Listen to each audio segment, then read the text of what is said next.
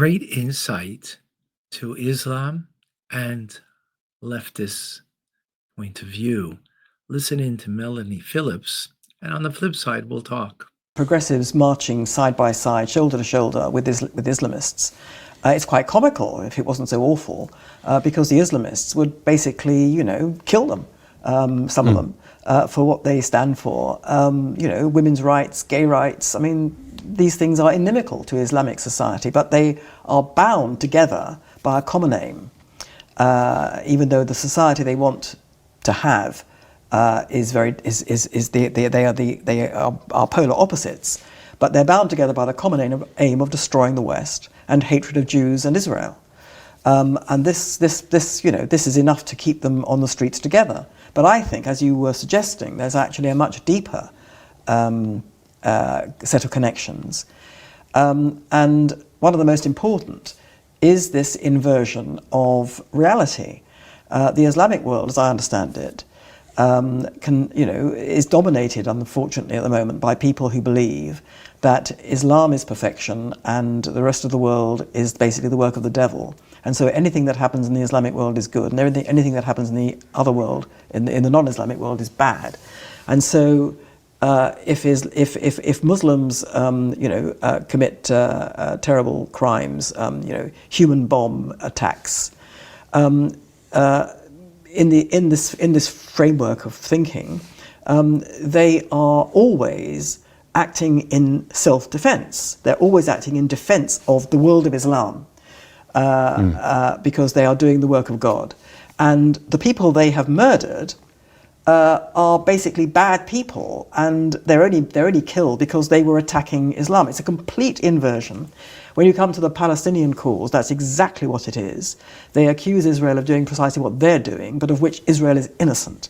So the Palestinian Arabs want the ethnic cleansing of every Jew from a future state of Palestine, and they accuse the Jews of ethnic cleansing, the Jews of Israel. I mean, it was the Arab world which really ethnically cleansed 850,000 Jews from the entire Arab world, a world in which they had lived since antiquity, after Israel was created, and they were expelled because they were Jews. So that was ethnic cleansing. So the Palestinian cause accuses Israel falsely. Now, the Western liberal falls for that for two reasons. First of all, it believes in the Palestinian cause because it believes that gives itself, as a progressive world, moral worth. But also because the progressive liberal mindset has also been to invert reality. It was decades ago that the West told itself, that Western intellectuals told themselves that objective truth was no more. There was no such thing as objective truth. Anyone who believes there is such a thing as absolute or objective truth is quite clearly, in this way of thinking, a complete intellectual cretin. Only, sophisticated people know that everything is a matter of opinion. Feelings trump facts. And if there are no such thing as truth, there is no such thing as a lie.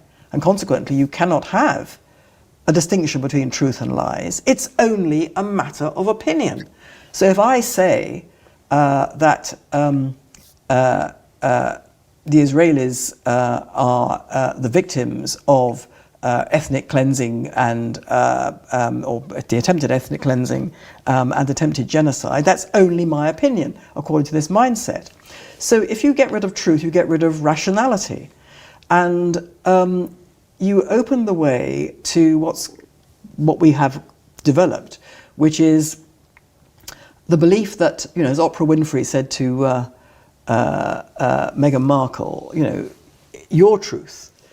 You have your truth, I have my truth. Well, excuse me, I mean, what's she talking about? She's talking about opinions, and she's talking at the worst level about, lies being someone else's truth. It's a mind-frying kind of hijack of language that we're living through. But going on, what have we created in the West, in the progressive West, as a result of this business of, it's my truth, everything's a matter of opinion, my feelings trump facts. It's all to do with the individual, what the individual wants, what the individual says, what the individual feels. is what is.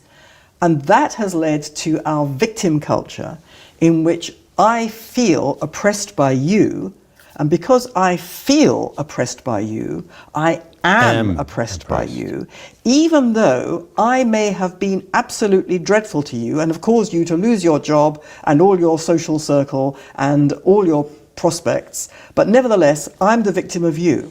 So it's that kind of inversion, that you can do no right because you are an oppressor group. You are white, you are male, you are Christian, you are Western, whatever it is. You're an oppressor group, therefore you can do no right. And I am black, I come from a developing world country, I am not conventionally gendered or sexualized, whatever it is. I define myself as a minority victim group. I can therefore do no wrong because I'm a victim. I must be the victim of you, even though I have told lies about you, I have damaged you. This is irrelevant. Because I feel that I'm a victim, I am a victim. So you have a Western progressive mindset, which, because it's abolished truth and reason, and because it's embraced hyper-individualism and victim culture, has inverted reality. So you have an absolute match between the liberal progressive mindset, which inverts reality for its purposes, and the Islamic mindset, which inverts reality for its purposes. So you have a marriage made in hell. Wow. That was something. A marriage made in hell. Inversion of truth. What's the difference between heaven and hell? You go to heaven, it's a parable. Go to heaven, and beautiful table set with unbelievable food. And what's going on? Everybody's hands is very long. A fork and knife is an extension, but they can't get into their own mouths. It's too long. So in heaven, they realize, you know what? I'll feed you, and you feed me. Everybody's getting along, and everything is heavenly.